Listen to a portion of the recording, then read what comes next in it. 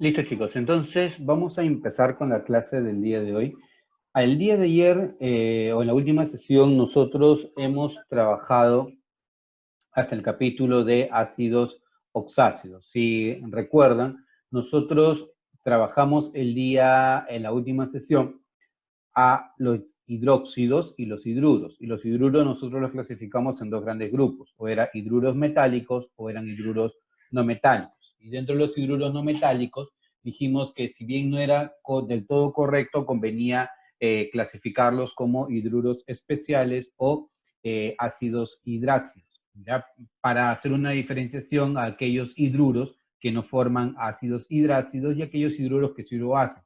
Los hidruros que forman ácidos hidrácidos son hidruros del grupo 6 y del grupo 7 de la tabla periódica. Y para poder nombrarlo, dijimos que lo que se tenía que hacer era utilizar el nombre del elemento no metálico terminado en uro de hidrógeno, bromuro de hidrógeno, sulfuro de hidrógeno, o en su defecto utilizar la denotación ácido bromídrico, ácido sulfídrico, si a él lo disolvemos en agua y forma el ácido hidrácido. Luego formamos nosotros a los ácidos oxácidos y dijimos que esto resulta de la combinación de un óxido ácido con agua.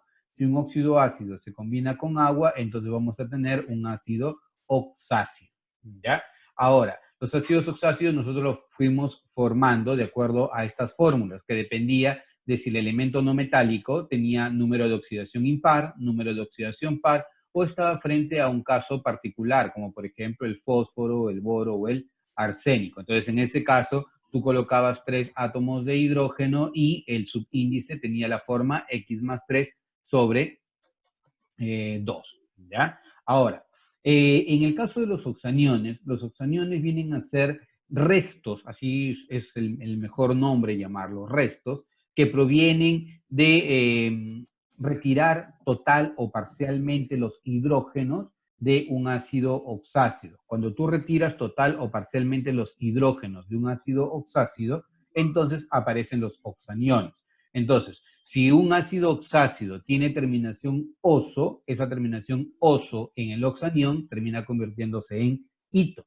Y si un ácido oxácido tiene terminación ico, en un oxanión va a tener terminación ato, ¿correcto? Oso lo cambias por ito e ico lo cambias por ato. Por ejemplo, si tú tienes al ácido hipocloroso, hipocloroso se termina convirtiendo en ion hipoclorito. Y lo que tienes que hacer es retirar la cantidad de hidrógeno. Si retiro un hidrógeno, entonces va a ser HClO, ClO nada más, ¿correcto? Si acá al ácido sulfúrico yo le retiro 2 hidrógenos, entonces el ion va a ser el ion sulfato, ¿correcto? Por ejemplo, imaginémonos que nosotros tengamos algún otro ácido en particular. Imaginémonos que yo tenga como un ácido al HClO4, ¿ya? Este es el ácido perclórico. Entonces, perclórico lo vas a convertir en perclorato. ¿Y cómo lo conviertes en perclorato? Le quitas los átomos de hidrógeno, los hidrógenos ionizables, y esto quedaría de la siguiente manera. Quedaría como cloro O4 de carga menos 1, ¿correcto? Entonces, esa sería la forma que va a tener el ion perclorato. Veamos otro ejemplo. Imagínate que tú tengas al ácido carbónico. ¿Cuál es la forma del ácido carbónico? H2CO3. Esta es la forma que va a tener el ácido carbónico, ¿ya? Entonces, si el ácido carbónico tiene esa forma, entonces el ion que se genera tendría que ser CO3, pero como retiraste 2 hidrógenos, entonces va a ser CO3 de carga menos 2. Si era el ácido carbónico, lo de acá se va a convertir en el carbonato, ¿ya? Imaginémonos que en vez de esto tú tengas a otra especie que es el ácido fosfórico. Recordemos que el ácido fosfórico es algo muy común que tiene por fórmula H3PO4. H3PO4. Entonces al ácido fosfórico tú ahora lo vas a cambiar por PO4 de carga menos 3, porque son 3 átomos de hidrógeno que has retirado. Entonces, la carga que va a tener la especie, por favor deja de hacer eso, la carga que va a tener la especie va a depender de la cantidad de átomos de hidrógeno que va a tener el ácido. Si el ácido tiene un hidrógeno, retiras un hidrógeno. Si el ácido tiene 2 hidrógenos, retira 2 hidrógenos y la carga es menos 2. Si tiene 3 hidrógenos, retira los 3 hidrógenos y su carga es menos 3, ¿ya? Ahora, en el caso de los oxaniones, ¿ya? Ellos pueden perder parcialmente la cantidad de átomos de hidrógeno. Por ejemplo, en este caso, el ácido sulfuroso, si pierde uno de sus 2 hidrógenos, entonces va a ser el llamado sulfito ácido, o también conocido con el nombre de hidrógeno sulfito. ¿Por qué? Porque tiene todavía un ion hidrógeno por liberar, ¿ya? En el caso del ácido fosfórico, si él retira los 3 hidrógenos, se llama fosfato. Pero si retira solamente uno de los 3 hidrógenos, se queda con 2. Entonces se va a llamar fosfato diácido porque tiene 2 hidrógenos por retirar. Y en el caso de otro nombre que quisieras darlo, lo puedes llamar dihidrógeno fosfato porque tiene 2 hidrógenos que provienen del ácido fosfórico, ¿ya? Entonces, esa vendría a ser la forma. Ahora, ¿cómo formamos nosotros a las sales oxidales neutros? Una sal oxidal neutra típicamente viene a ser el producto de una neutralización, ¿ya? Si se neutraliza un ácido oxácido con un hidróxido, entonces lo que vas a generar va a ser una sal oxidal. Y se llama sal oxidal neutra porque no tiene ni naturaleza ácida ni naturaleza básica. Por ejemplo, estas sales nosotros las vamos a formar con los oxaniones que ya aprendimos a formar. Por ejemplo, este grupo SO4 se llama ion sulfato, ¿ya? El grupo CO3 se llama carbonato. Por lo tanto, si él es sulfato, se va a llamar sulfato de bario. Si él es carbonato, se va a llamar carbonato de bario o de carbonato de potasio, ¿ya?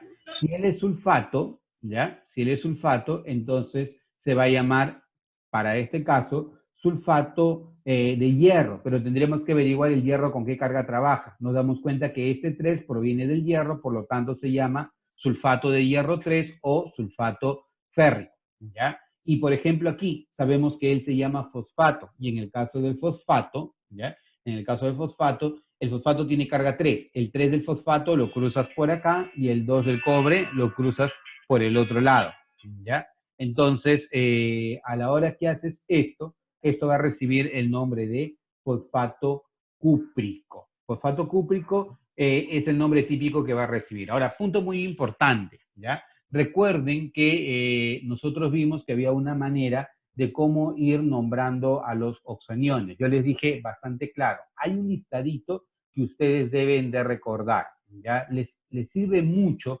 recordar este listadito porque es el grupo de oxaniones que aparece siempre en examen de admisión. Entonces, no les conviene a ustedes estar perdiendo el tiempo para tener que analizarlos, ¿ya? Entonces, esto yo lo voy a llevar aquí abajo para que podamos recordar un poco de qué se trata el oxanión. Ojo que esto ya está en tu guía teórica, tú solamente tienes que haberlo tomado y repasado, ¿ya? Por ejemplo, veamos por acá, ¿ya? Tengo al ion clorato, muy importante, si tú agregas o quitas átomos de oxígeno, entonces esta terminación ato o ito va a ir cambiando. Por ejemplo, si él es el ion clorato, entonces el cloro O2 va a recibir el nombre de ion clorito, ¿ya? Ion clorito. Si yo tengo, por ejemplo, el cloro O2 con carga -1 y bajo, ¿ya? El cloro O2 con carga -1, él se va a llamar ion hipoclorito, ¿ya? Se va a llamar así, ion hipoclorito. Clorito, ya está. Y si yo más bien por el contrario incrementara un átomo de oxígeno, por ejemplo en el cloro O4, entonces este señor se va a llamar ion perclorato. ¿De dónde está partiendo? Está partiendo de que yo debo haberlo memorizado a él. Ojo, esto es lo que yo te dije, tienes que memorizarlo y espero que ya lo hayas hecho. Si esto tú ya lo has memorizado, entonces te va a servir de mucha referencia para poder hallar los demás. Queremos ver otros ejemplos. Imagínate que yo te digo, mira, tengo al ion nitrato, NO3 con carga -1. Por lo tanto, si yo tuviera al NO2 con carga -1, este señor se va a llamar ion nitrito. De esta manera. ¿De dónde he partido? He partido de él.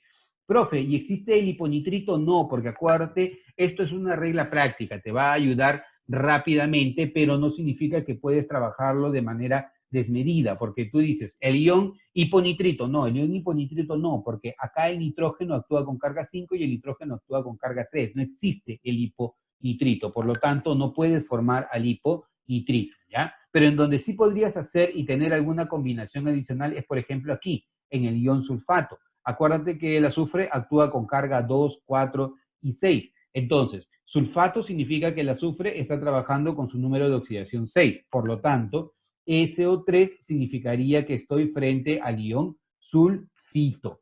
Y si yo, por ejemplo, tuviera al SO2 con carga menos 2, ¿ya? SO2 con carga menos 2, este señor se va a llamar ion hiposulfito, ¿ya? Ion hiposulfito. ¿De dónde parto? Yo parto de él, ¿ya? Entonces, ¿por qué es importante esto? Quiero darme el tiempo de que lo entiendas bien, ¿ya? Yo te dejé de tarea, memoriza a él y memoriza a él. Cuando estés en el examen de admisión, tú no vas a tener que estar memorizando o estar reduciendo a todos los demás. Tú te acuerdas, ¿qué me dijeron? Si yo tengo el cloro 3 y yo ya me lo memoricé desde el colegio, me lo memoricé de la academia, entonces cloro 2 se llama clorito, cloro O se llama hipoclorito y cloro 4 se llama perclorato, porque estoy agregando 1. Si NO3 se llama nitrato y le hice caso al profesor y me lo memoricé, entonces NO2 se llama nitrito y chévere. Ya no tengo por qué estar reduciendo quién es el ion nitrito. Si el profesor me dijo memoriza el ion sulfato y yo lo hice, entonces el SO3 con carga menos 2 se llama ion sulfito y el SO2 con carga menos 2 se llama ion hiposulfito. Es más, si nosotros tenemos a este señor, al PO4 con carga menos 3 y se llama ion sulfato, si yo tuviera al PO3 con carga menos 3, este señor, ¿qué nombre recibiría? Recibiría el nombre de fosfito. Y debería también aparecer que el PO2 con carga menos 3 debería llamarse ion hipofosfito, ¿correcto? Por lo tanto, esto de acá es algo que resulta de lo que tú memorizaste aquí al inicio. Punto muy importante. Esto te sirve además, ¿por qué? Porque si tú memorizaste a este señor, te va a servir para trabajar con todos los demás que tienes en tu tabla periódica. Por ejemplo, si tú ya memorizaste que el cloro O3 es el ion clorato y yo te digo, alumno, ¿ya? ¿Cuál sería el nombre que va a tener este ion? Entonces, bromo O3. Te preguntas, ¿qué relación existe entre él y él? Que el cloro y el bromo están en el mismo grupo de la tabla periódica. Si cloro O3 se llama clorato, entonces significa que bromo O3 debe llamarse bromato. Por lo tanto, si él se llama bromato y seguimos la misma secuencia que en el caso anterior, entonces, ¿qué se debería cumplir? Se debería cumplir, por ejemplo, que el bromo O2, ¿ya? El bromo O2 con carga menos 1 debe llamarse ion bromito. ¿Correcto? Y si él se llama ion bromito, significa que el otro ion, por ejemplo, el bromo O con carga menos 1, se va a llamar ion hipobromito. Y es más, ¿qué pasaría si yo te digo, alumno, quiero que tú me digas cuál es el nombre que va a tener esta sustancia? El nombre que va a tener el IO4 de carga menos 1. ¿Cuál sería tu razonamiento? Bueno, mi razonamiento, dirías tú como alumno, es, ¿qué es lo que está pasando aquí? Está pasando que el yodo, el bromo y el cloro están en el mismo grupo. Si el cloro O3 se llama clorato y el bromo O3 se llama bromato, significa que el yodo O3 debe llamarse bromato. Pero como aquí es yodo O4, entonces este señor debe llamarse peryodato. ¿Correcto? El nombre que él debe recibir debe ser el nombre del ion peryodato. ¿Ya? Peryodato. Entonces, si es que tú recibieras dentro de tu grupo, ¿ya? Algún otro ion, imagínate, por ejemplo, yo te digo, quiero formar a este ion, al ion teluro O3, ¿ya? Teluro O3.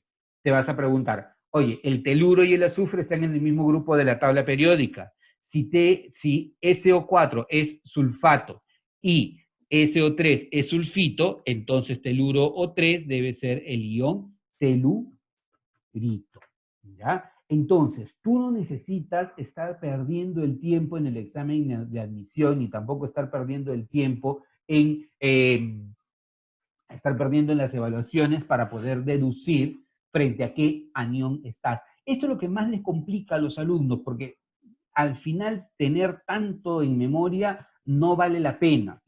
Tú para la evaluación o para el examen de admisión vas a tener que ser bastante práctico. Entonces, esto te sirve porque necesitas a los oxaniones para poder formar a las sales oxisales, ¿correcto? Las sales oxisales se van a formar cuando tú trabajas la unión de un oxanión con un ion positivo. Por ejemplo, carbonato de potasio, sulfato férrico, fosfato de cobre, ¿ya? Algún tipo de sales especiales. Esta guía la tienes que leer y tienes que aprendértela al revés y al derecho. Si quieres aprender más de esto, lo que tendrías que hacer es, sobre esta guía, coger algún libro o coger el libro de tu pre y sobre eso seguir trabajando, ¿ya?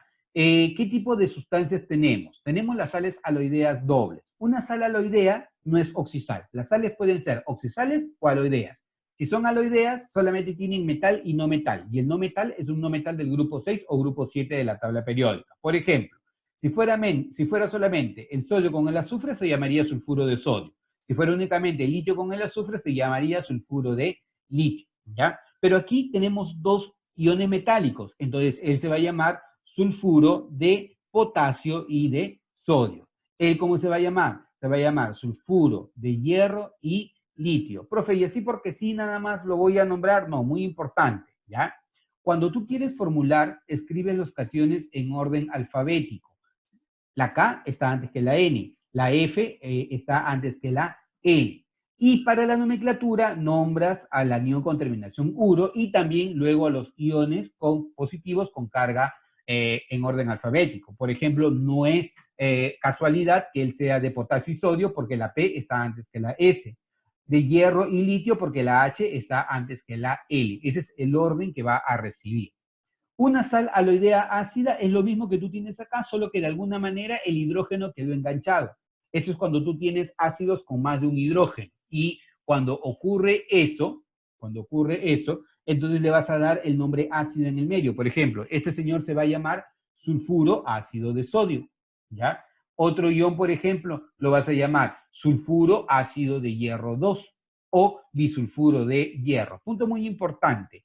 El término bi tú lo utilizas cuando retiras la mitad de los átomos de hidrógeno que tiene una especie. ¿A qué me refiero? Por ejemplo, el ácido sulfuroso, ¿ya? Acá, mira, más fácil de ver. El ácido sulfúrico tiene dos hidrógenos. Si retiro la mitad de sus hidrógenos, ¿cómo quedaría? Esto quedaría como HSO4 de carga -1. ¿Qué posibilidades tengo? A él yo lo puedo llamar hidrógeno sulfato, sulfato ácido o bisulfato, porque retiré la mitad de los hidrógenos. Si yo tengo al ácido carbónico, que tendría una forma similar, ¿ya? Imaginémonos que yo tenga al H2CO3, justo lo tenía arriba, ¿ya? Voy a obviar eso. Si yo tengo al H2CO3 y tengo ahora al HCO3 de carga -1, ¿ya? Esto de acá es un oxanión con naturaleza ácida, porque todavía tiene un hidrógeno por retirar. ¿Qué nombre le puedo dar? Carbonato ácido, hidrógeno carbonato, pero como se ha ido la mitad de los iones hidrógenos, lo puedo llamar bicarbonato. Ahora, las sales oxisales ácidas tienen en su estructura a un hidrógeno también. Por ejemplo, acuérdate, justo acabamos de hablar de él, mira, él es el bicarbonato. Sería bicarbonato de cobre, pero como el cobre está actuando con carga 2, bicarbonato de cobre 2 o bicarbonato cúprico, porque acuérdate que el cobre actúa con carga 1 y con carga 2. Este señor de acá, si fuera PO4 sería ion fosfato, pero como tiene dos hidrógenos va a ser dihidrógeno fosfato, fosfato diácido, si quieres llamarlo de esa manera, y el hierro acá está actuando con carga 3 porque fíjate, este 3 es la carga que ha cruzado el hierro. Entonces, el nombre que le vas a dar a él va a ser dihidrógeno fosfato de hierro 3 es férrico, dihidrógeno fosfato férrico o todas las combinaciones que puedas dar, ¿ya? Las sales oxisales básicas, esta es una sal oxisal ácida porque tiene hidrógenos ácidos en su estructura. Las sales oxisales básicas tienen grupos OH en su estructura. E igual que en el caso anterior, lo que vas a hacer es adicionar la palabra básico. Por ejemplo, él se va a llamar fosfato básico de bario. Acuérdate algo muy importante. El OH tiene carga -1. El fosfato tiene carga -3. -1 y -3 te da -4. Y el bario tiene carga +2. Entonces, el 2 de él y el -4 de él hace de que necesites a 2 iones barios para que 4 positivo se anule con el 4 negativo. Por esa razón tiene esta fórmula, fosfato básico de bario, o en este caso fosfato básico de hierro 2, porque el hierro está actuando con carga 2. Oye, ¿y cómo lo sé? Igual que en el caso anterior, si el hierro tiene carga 2, 2 por +2 me da +4, y +4 se anula con la carga negativa de todo este grupo. Sal aloidea básica. Sal oxisal básica. Sal aloidea básica es lo mismo que en el caso anterior. Acuérdate, oxisal tiene oxígeno, aloidea no lo tiene, ¿ya? Si yo quiero una sal aloidea básica, una sal aloidea básica va a tener la terminación uro básico del elemento. Por ejemplo, cloruro básico de cobre 2. ¿Por qué cobre 2? Porque el cloro tiene carga -1, el OH carga -1, -1, -1, -2, se anula con el +2 que tiene acá el cobre. Acá lo vas a llamar dihidroxicloruro o dihidroxicloruro, no tanto básico, sino dihidroxicloruro férrico, o cloruro dibásico. Otro nombre que le podrías dar a este señor, en vez de hidroxicloruro, lo puedes llamar cloruro dibásico de hierro 3. ¿Por qué razón? Porque tienes al ion cloruro, tienes a dos grupos OH, y tienes al hierro de carga 3. Entonces, eso viene a ser la sal aloidea o la sal aloidea básica. Y las sales hidratadas son sustancias que aparecen cuando las sales, ya sea una aloidea o una oxisal, admiten su estructura cristalina moléculas de agua. En este término se dice se hidrata, ¿ya? Son sales hidratadas. Entonces, estas sales hidratadas son muy importantes en el laboratorio porque si tú quieres mantener libre de humedad los equipos, entonces lo que vas a hacer es colocarle esta sal que no esté hidratada, absorbe el agua y vas a tener al equipo que se encuentra libre de humedad y la sal que ha recuperado el agua. Muy particularmente es este señor, el sulfato cúprico pentahidratado. ¿Y por qué te menciono? Porque el sulfato cúprico sin agua, ¿ya? Tiene un color blanco, es como una sal típica, como el cloruro de sodio. Pero cuando admite moléculas de agua, en este caso 5 moléculas de agua puede emitir en su estructura, entonces empieza a tener una coloración de color azul, ¿ya? Entonces tú vas a rápidamente darte cuenta si es que la sustancia absorbió o no absorbió agua. ¿Por qué? Porque pasa de incoloro a color azul. Esto recibe el nombre de vitriolo azul, justamente por el azul tan bonito que se forma cuando absorbe moléculas de agua. Se llama sulfato cúprico pentahidratado y es una de las sustancias que más viene en los exámenes de admisión, ¿ya? Muy importante, chicos, muy importante.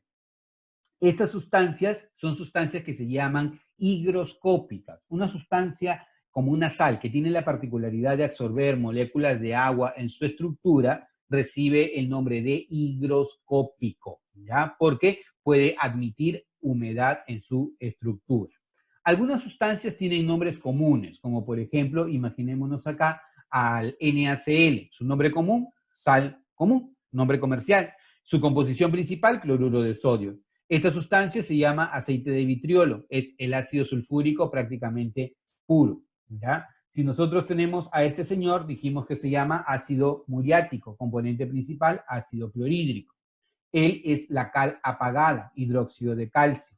El de acá viene a ser la cal viva, óxido de calcio.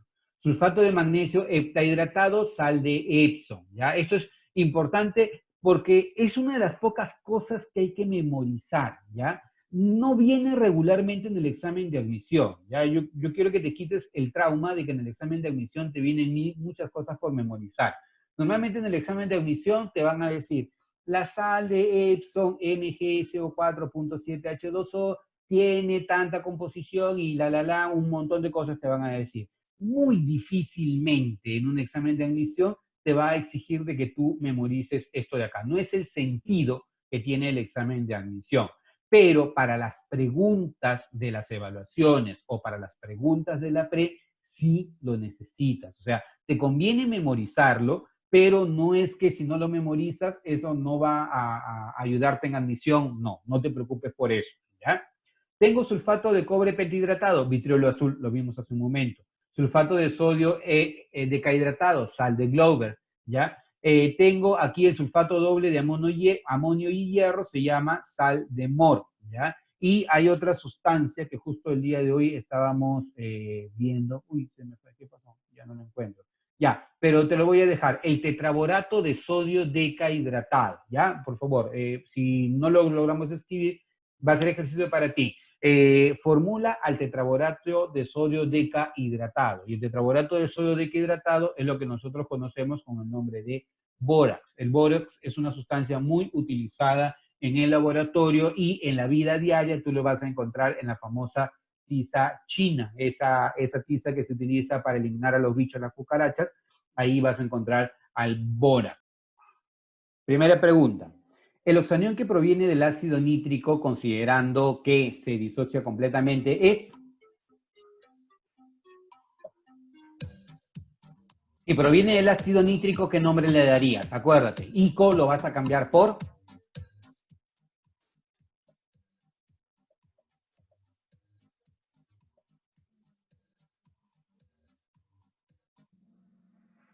Claro, si proviene del ácido nítrico, el término ICO lo cambias por ato y por lo tanto eso va a ser el ion nitrato, ¿correcto? Eso va a ser el ion que se va a generar. El oxanión que proviene del ácido carbónico lleva por nombre, si proviene del ácido carbónico, ICO lo vas a cambiar por...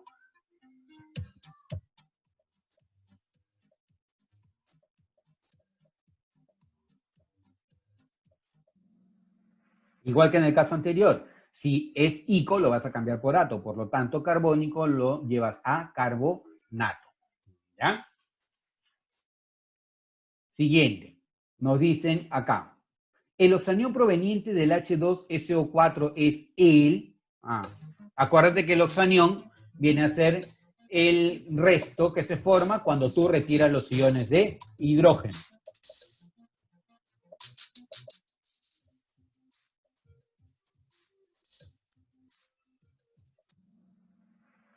Perfecto. Claro, si es el ácido sulfúrico, quítale los dos hidrógenos que te queda, SO4, y los dos hidrógenos hace que él tenga carga -2, entonces SO4 con carga -2. Eso viene a ser el oxanión. Muy bien, Fernando.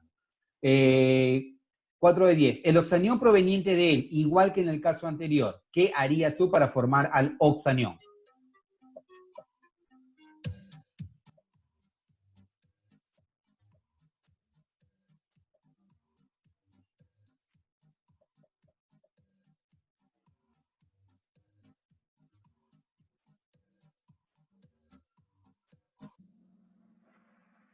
Perfecto. Si es que tú, en este caso, tienes al H3PO4, quítale los tres hidrógenos, que te va a quedar PO4. Y los tres hidrógenos hace que la suma carga -3, PO4 con carga -3. Perfecto.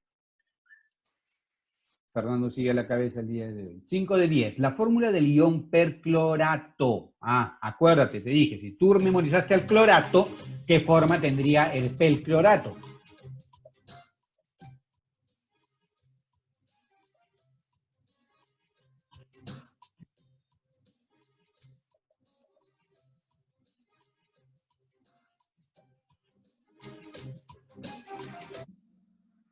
Perfecto. El que tú debiste haber memorizado es el clorato, y el clorato es el cloro O3. Si quieres el perclorato, le agregas un oxígeno y tienes el perclorato, ¿ya? Entonces, así lo puedes ir teniendo. Luego, continuemos. Nos dice, la fórmula del ion sulfito. Del ion sulfito. ¿A quién tenías que haber memorizado para este caso? Al ion sulfato, ¿ya?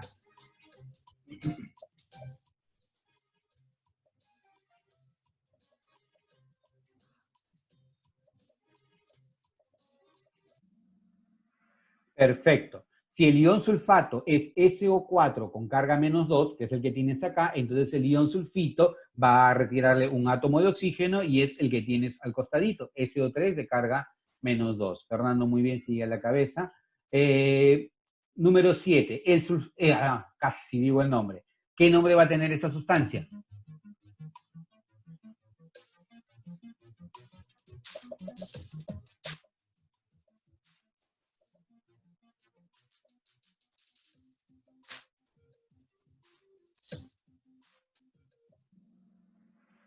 Perfecto, chicos, genial, felicitaciones. Este señor se llama sulfato y si está unido al calcio, el nombre que va a recibir, sulfato de calcio. Ese va a ser el nombre que va a recibir. Perfecto. Continuamos. Nos dicen ahora, el hipoclorito de sodio tiene por fórmula, en tu mente ¿qué debe estar? Clorato, clorito, hipoclorito. ¿Cuál sería el hipoclorito de sodio?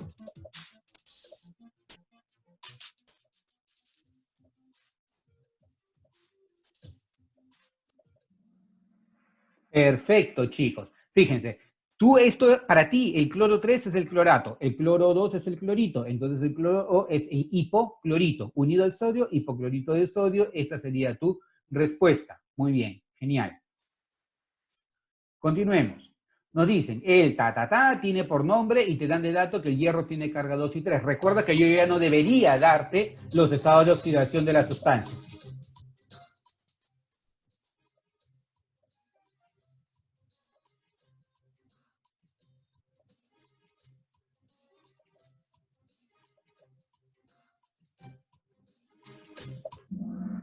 Perfecto, nitrato de hierro 2. NO3 es lo que tú tienes que memorizar. Él se llama nitrato.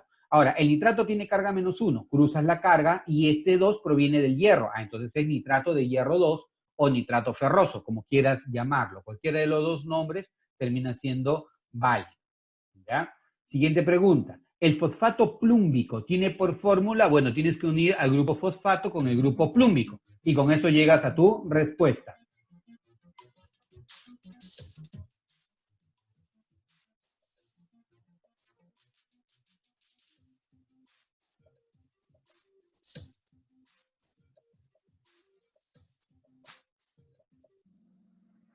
Perfecto. El grupo fosfato es PO4, ¿ya? Y el grupo plúmbico es el plomo con carga 4. Entonces, el 4 del plomo lo cruzas y el 3 también lo cruzas. Entonces vas a tener al fosfato plúmbico con esa fórmula.